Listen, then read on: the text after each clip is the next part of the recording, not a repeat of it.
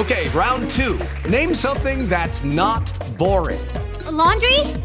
Ooh, a book club. Computer solitaire, huh? Ah, sorry, we were looking for Chumba Casino. That's right, ChumbaCasino.com has over 100 casino-style games. Join today and play for free for your chance to redeem some serious prizes.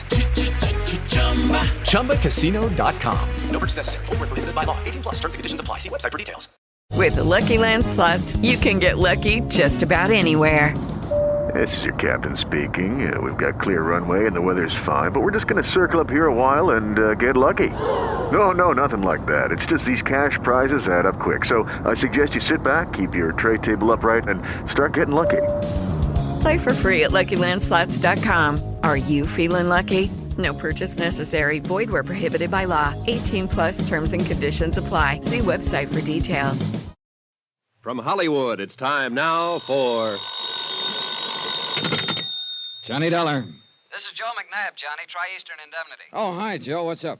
The Star of Cape Town. Star of Cape Town. Constellation, celebrity, or ship? Wrong 3 times. The Star of Cape Town is a diamond about the size of a jumbo olive. Oh, sounds like it'd make a nice ornament for a martini. Except I'm strictly a lemon peel man. Now, this is serious, Johnny. I'd like you to take a look at it.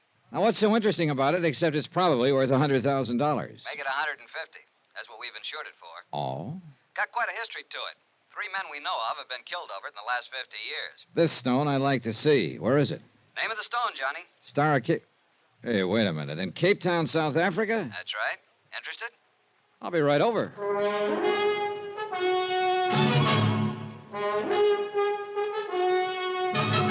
Tonight and every weekday night, Bob Bailey in the transcribed adventures of the man with the action-packed expense account, America's fabulous freelance insurance investigator. Yours truly, Johnny Dollar.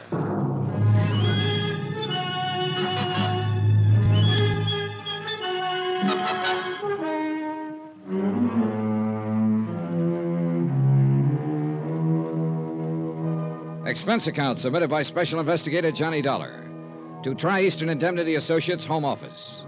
Following is an accounting of expenses incurred during my investigation of the Star of Cape Town matter. Expense account item 1, $1.50 cab fare from my apartment to the office of Tri-Eastern Indemnity Associates. Joe McNabb was waiting for me. Sit down, Johnny. Thanks. So what about the Star of Cape Town? Sounds interesting. You're interested, we're worried. What about? Ever hear of Andrew Lanning Forbes III?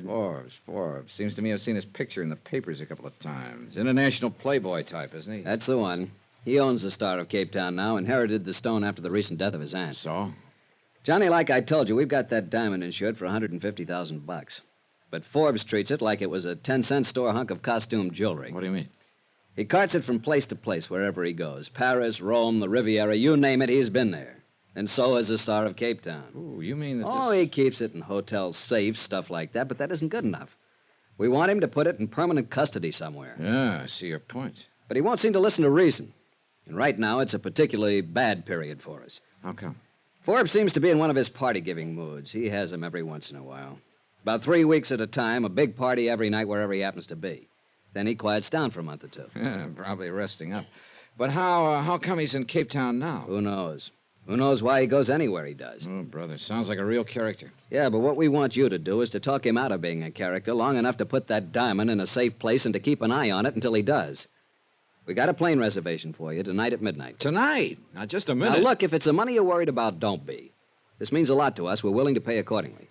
Joe, you may not believe this, but I wasn't thinking about the money. Then what? Those 3 men who got killed over that diamond. You told me about them over the phone. Oh, that. Look, the diamond's 50 years old. Those 3 killings were 20, 30 years ago. Just the same, 3 is always a crowd.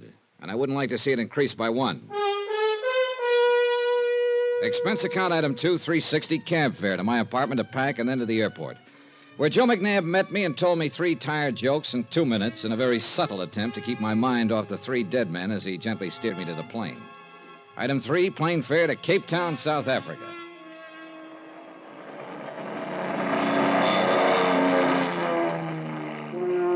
The plane came in over Cape Town in the early afternoon.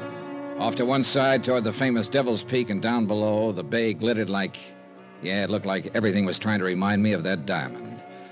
As if I could forget a stone worthy of $150,000 in the lives of 3 people. Item 5, cab fare to the residence of Andrew Lanning Forbes III. He'd rented a mansion on the side of a hill. I was ushered onto a terrace overlooking the city and the bay. Forbes was waiting for me with a drink in his hand. He was a thin-faced, elegant, tired-looking character whose deep tan didn't hide the lines on his face. He could have been anywhere from 35 to 50. May I offer you a drink, Dollar? Well, a little early in the afternoon, isn't it? Oh, is it? It might cool you off. Okay, thanks.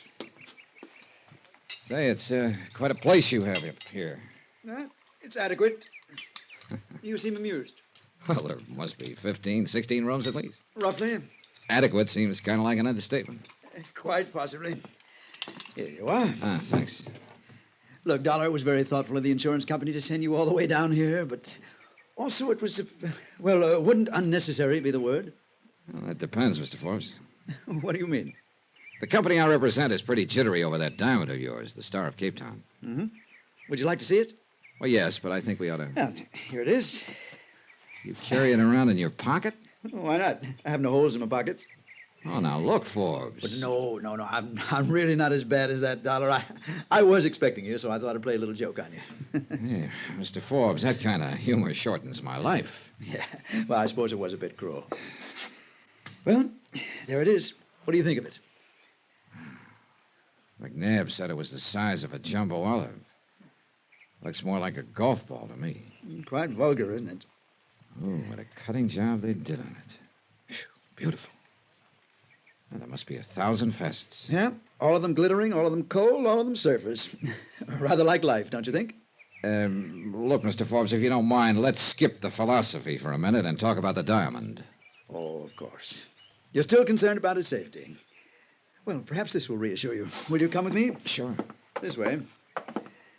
I have a very efficient wall safe in my bedroom. In here. So, you see, I do take precautions. Here we are.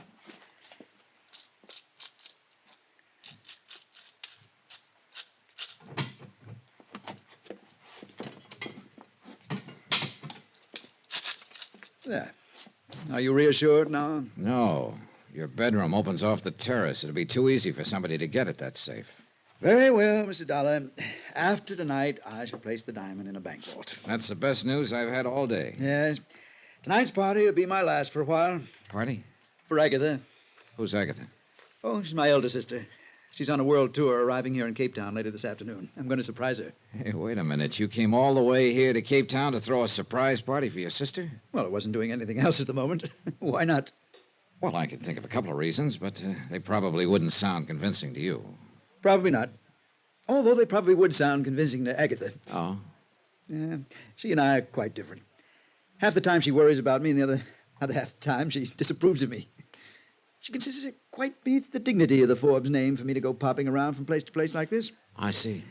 She's quite devoted to the cause of the Forbes name. To make sure it keeps standing for, well, whatever it's supposed to stand for. I was never quite sure myself. So you're giving her a surprise party tonight. Will she like the idea? Probably not. That's what makes it fun. Oh, by the way, would you like to come? Well, under the circumstances, I think I'd better. I wonder if I could have a guest list. A guest list? Oh, good heavens. You mean you don't have one? Well, of course not. I just invite people here and there and wait to see who turns up. Then you don't have any idea who all's coming? Absolutely not. Darling, that's the only thing that makes these parties worthwhile. Oh, great. A character with a quaint habit of carrying his diamond in his pocket, throwing a party where he didn't know who was coming. This was a situation not calculated to help my peace of mind, believe me. Forbes had his driver take me back to town. I stopped along the way at police headquarters and talked to Lieutenant Van Tile, who agreed to furnish a man to help me keep an eye on the party. Expense account item 6, cab fare back out to Forbes' house that evening for the party. I thought I was getting there early, but there were already quite a few people about. A stocky bartender shoved a drink in my hand as I walked in, and I took a look around. Quite a brawl. Then I spotted a girl with honey-colored hair and a green dress that matched her eyes. Well, it was as good a place to start as any. Hi. Hi. My name's Johnny. I know. Oh? I'm Sheila. You a friend of Forbes? My, you are new around here, aren't you? What do you mean? You'll find me at most of Andy's parties. He arranges my transportation. I see. Do you? What's your excuse for being here in this gay, mad throng? You an old friend, too? Matter of fact, no. I just met him this afternoon, and he invited me to come. That's par for the course. Ah, here you are. Oh, Forbes. I'm glad you two have gotten acquainted. Enjoying yourself, Sheila? Delirious. Isn't she wonderful, Johnny? She's always so gracefully bored. You see, Johnny, I perform quite a useful function around here. I'm always good for laughs. Yeah. Well, is your sister enjoying the party, Forbes? Agatha? Why, of course not. Haven't you met her yet, John? No, I haven't. Oh, she's over by the window. The thin, aristocratic, tired-looking lady. Oh, yeah. Yeah, I see what you mean. Well, that's her look of disdain. She thoroughly disapproves of this whole party, and of me, of course. And of me. Come along, Johnny. I'd like you to meet Agatha. Oh, you're taking a chance. She'd probably disapprove of me, too. Oh, no. You look like the respectable type. Thanks, I guess. She'd thoroughly approve. I seem to have another guest arriving. Would you two excuse me? I'll introduce you to Agatha later, Johnny. Yeah, sure. The perfect host, when he wants to be. Oh. Who's the new arrival? Her name is Helen. Andy met her a day or two ago. Well, I'll say this for her. Yes. Isn't she? Sorry. Don't be. I'm used to it. You know something, Sheila? I don't get you. Oh, I'm not so hard to figure out, Johnny. I think you are. You don't like these parties any more than Agatha. Oh, now watch it, Johnny. You start comparing me to her, and she's going to disapprove of you. Okay, but I still don't get it. You don't like the parties or Forbes' other friends, yet you keep... tagging along. Yeah, I've got a perfect attendance record. Why? Well, I guess there's one obvious reason, but that would sound real corny. Maybe not. So let's just say that after you've been riding the merry-go-round long enough, standing on solid ground doesn't seem normal. Oh? Well, maybe if you keep riding that merry-go-round, you'll grab the brass ring someday. Don't bet on it. Sheila drifted over to the bar, where she sat quietly drinking the rest of the evening. I somehow felt sorry for her, but I knew she'd bought her own ticket to the merry-go-round, at least for the first ride. I looked over at Forbes and started sweating. He was showing the diamond off to the party. But before I could get to him, Agatha did. She must have told him in dignified but firm tones to put the ice on ice. He laughed and took it back to his room, so I relaxed. The party dragged on. Agatha managed to look frigidly pained the rest of the evening, but Forbes was obviously enjoying himself with Helen. They danced, then went out on the terrace. Sheila turned her back and concentrated on her drink. Finally, I went over to the bar. Sorry, Johnny. Looks like the bartender's gone home. That's probably a good idea. Good night. She headed carefully for the door and went out. Then I realized I hadn't seen Forbes for 10 or 15 minutes. I went out on the terrace. Nobody in sight. I walked to Forbes' bedroom door. Mr. Forbes? Forbes? No answer. One lamp was lit. Forbes was on the floor. The knife had gone in low under his ribs. He probably hadn't made a sound. Nearby was the case in which he kept the Star of Capetown. It was open and empty.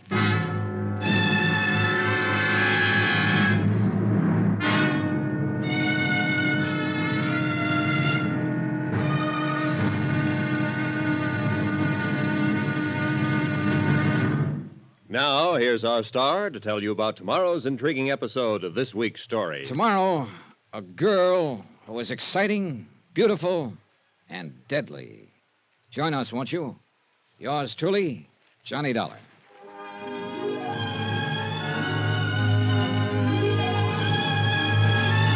Yours truly, Johnny Dollar, starring Bob Bailey, is transcribed in Hollywood. Written by Robert Reif, it is produced and directed by Jack Johnstone. Be sure to join us tomorrow night, same time and station, for the next exciting episode of Yours truly, Johnny Dollar. Roy Rowan speaking.